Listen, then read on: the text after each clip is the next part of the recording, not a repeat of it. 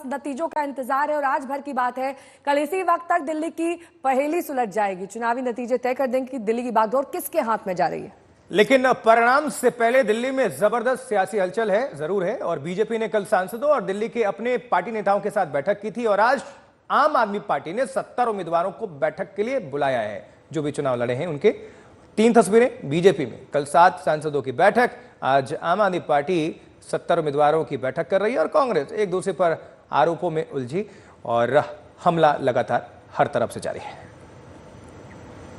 वहीं exit poll के नतीजों में आम आदमी पार्टी के लिए अच्छे संकेत नहीं आ रहे हैं। आपकी कुर्सी एग्जिट पोल में खतरे में दिखाई दे रही है, लेकिन आपके नेताओं ने एक अलग खतरे की आशंका जताई है।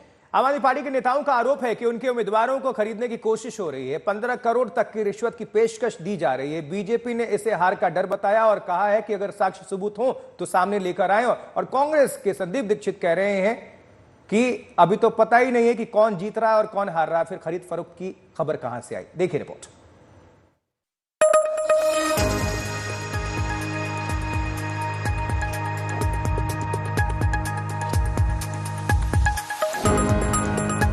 दिल्ली के सियासी आसमान से कल सारे धुंध छट जाएंगे। सवालों के घुमड़ते बादल हवा हो जाएंगे। साफ साफ तस्वीर सामने आ जाएगी। कल इस वक्त तक ये साफ हो जाएगा कि दिल्ली का दिल किस पर आया। 27 साल बाद बीजेपी की वापसी हुई। 4 बार आपकी सरकार का रिकॉर्ड बना। 12 साल बाद कांग्रेस के हाथ क्या लगा। लेकिन नतीजों की धूप निकलने से पहले फिलहाल दिल्ली के आसमान में आरोपों के प्रदूषण की गहरी परतें हैं। एक संगीन आरोप आम आदमी पार्टी की तरफ से लगा है, नतीजों से पहले खरीद फरोख्त का।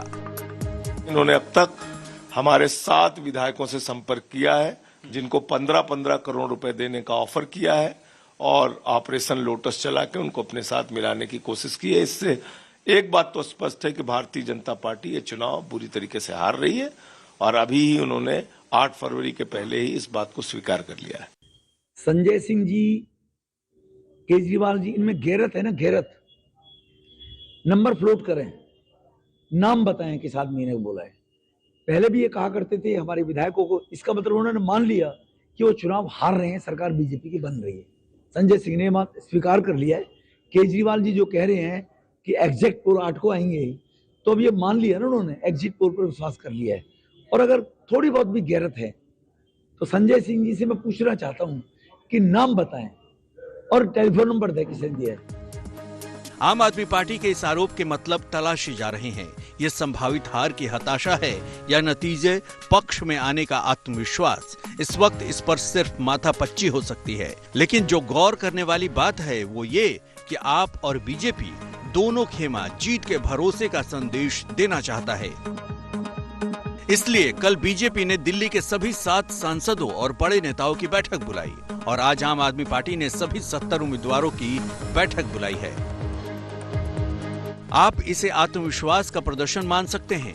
मानने को भी और भी बहुत कुछ है, जैसे कि अब तक के एग्जिट पोल के नतीजे जो ज्यादातर बीजेपी सरकार की भविष्यवाणी कर रहे हैं और ये भी संकेत दे रहे हैं कि आम आदमी पार्टी का बुनियादी वोट बैंक इस बार खिसक सकता है। लेकिन अभी ये मानने और न मानने का दौर है। कल जो भी नतीजा सामने आएगा उसे मानना ही होगा, क्योंकि वही सच होगा।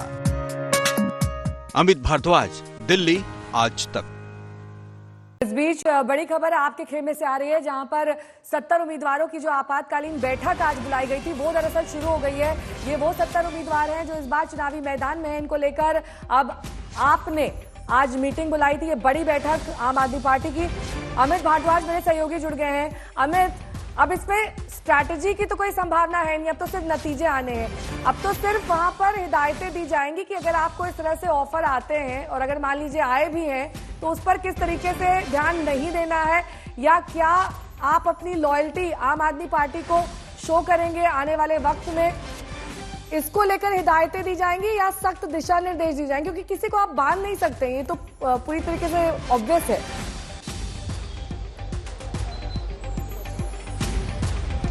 नेहा देखिए, बैठक तो हो रही है, 11:30 बजे बैठक शुरू होनी थी। अभी कुछ और उम्मीदवारों को यहाँ पे पहुंचना है। मनीष सिसोदिया, दिनेश मोहनिया, इमरान हुसैन जैसे वो चेहरे जिनको दिल्ली के सभी लोग जानते हैं, मंत्री रहे हैं या मंत्री हैं, वो फिलहाल पहुंच चुके हैं। और आप सही कह रही हैं कि पार्टी अपने हिसाब से तो कोशिश करती ही है। तो एक ब्रीफिंग होनी है असल में कि कैसे अगर आपके पास फोन आता है, इस तरह का जो ऑपरेशन लोटस की बात हो रही है, अगर उस तरह का कॉल आता है तो किस तरह से इस कॉल को रिकॉर्ड करना है, हिडन कैमराज इंस्टॉल करने हैं, अगर पर्सनल मीटिंग के लिए कोई ऑफर आता है, प्रपोजल आता है, तो ये सारी चीजें भी इन उम्मीदवारों को बताया जा सकता है। साथ ही पार्टी ये भी टटोलेगी कि आखिरकार जो 16 नाम या 16 का आंकड़ा जिसका दावा अरविंद केजरीवाल ने किया है, क्या उतने ही नंबर्स हैं या फिर इससे ज्यादा उम्मीदवारों को कांटेक्ट करने की कोशिश की गई, जैसा दावा कर रही है आम आदमी पार्टी की बीजेपी ऑपरेशन लोटस कर रही है दिल्ली में।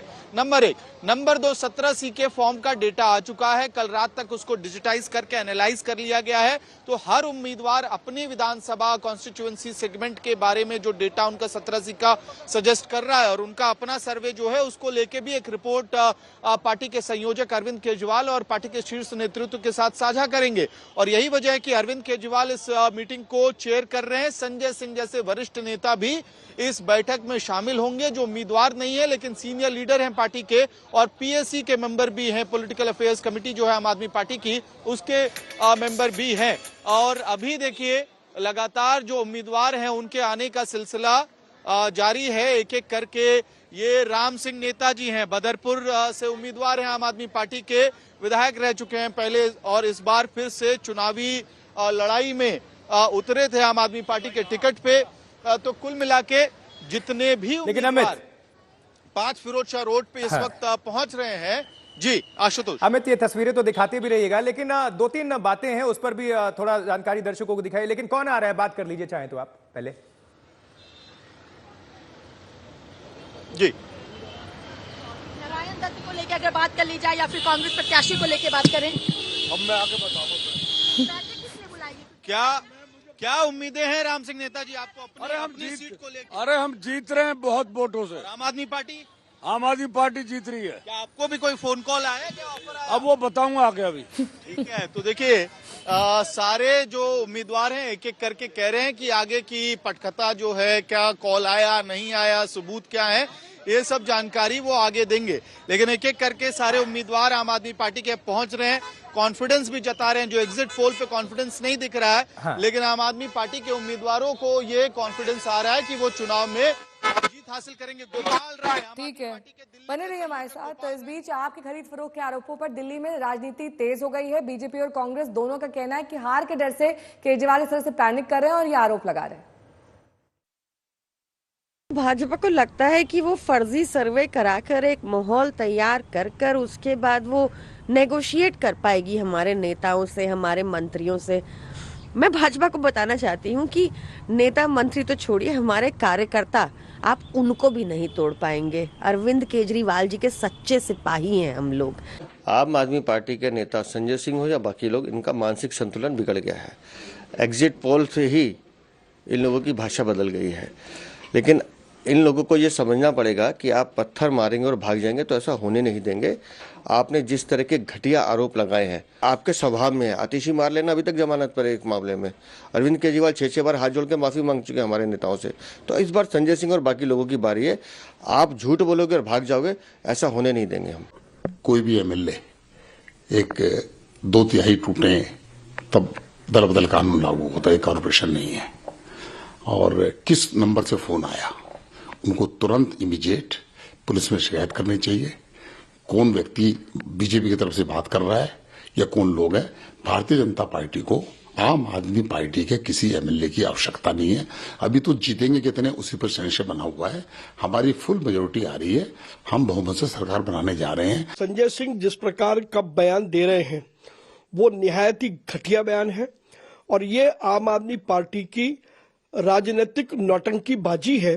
अब जब उनको दिखाई दे रहा है कि दिल्ली से वो बेदखल हो रहे हैं तो वो इस तरीके के अनर्गल आरोप लगा करके अब दिल्ली के साथ जो 10 साल उन्होंने दुर्दशा की उसकी जिम्मेदारी से बचना चाहते हैं। लेकिन दिल्ली की जनता अरविंद केजरीवाल को और आम आदमी पार्टी को और उसके नेताओं को कभी भी माफ नहीं करेगी। 8 तारीख को भारतीय जनता पार्टी की प्रचंड बहुमत की सरकार बनने जा रही है।